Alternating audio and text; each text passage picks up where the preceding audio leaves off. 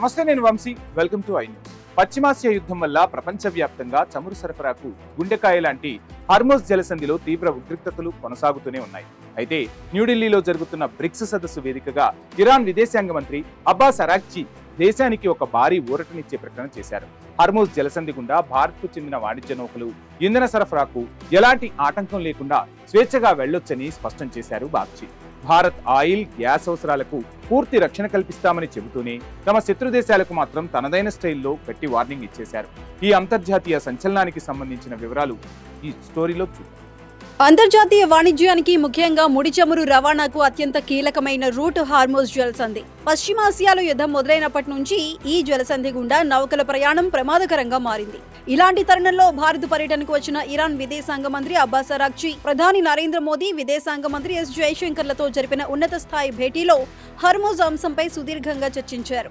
ఈ సందర్భంగా భారత్తో ఉన్న శతాబ్దాల కాలం నాటి దౌత్య బంధాన్ని గుర్తు చేస్తూ తమ మిత్ర దేశమైన భారతదేశానికి చెందిన నౌకలు హార్మోజ్ జలసంధి నుంచి పూర్తిగా ఉచితంగా, సురక్షితంగా ప్రయాణించవచ్చని ప్రకటించారు. భారత్ ఇంధన అవసరాలకు ఎలాంటి అంతరాయం కలగకుండా ఇరాన్ రక్షణ కల్పిస్తుందని హామీ ఇచ్చారు.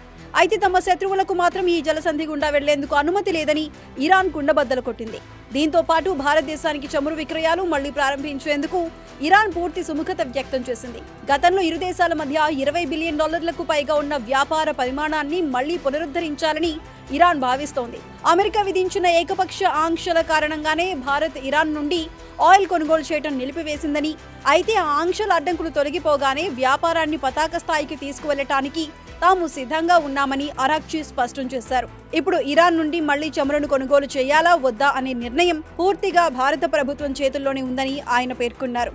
మరోవైపు రష్యాతో ఇరాన్కు ఉన్న వ్యూహాత్మక బంధంపై కూడా విదేశాంగ మంత్రి కీలక విషయాలను పంచుకున్నారు. రష్యా అధ్యక్షుడు వ్లాదిమిర్ పుతిన్, విదేశాంగ మంత్రి సెర్గీ లావ్రోవ్లతో తాము నిరంతరం సంప్రదింపులు జరుపుతున్నట్లు ఆయన ధృవీకరించారు. ప్రాంతీయ, అంతర్జాతీయ అంశాలతో పాటు రష్యా ప్రతిపాదించిన ఒక ముఖ్యమైన అణు ప్రాతిపాదనపై కూడా చర్చలు జరుగుతున్నట్లు వెల్లడించారు. ఇరాన్ భూభాగం నుండి యురేనియంను తరలించేందుకు రష్యా చేసిన ప్రతిపాదన ప్రస్తుతం చర్చల దశలో ఉందన్నారు.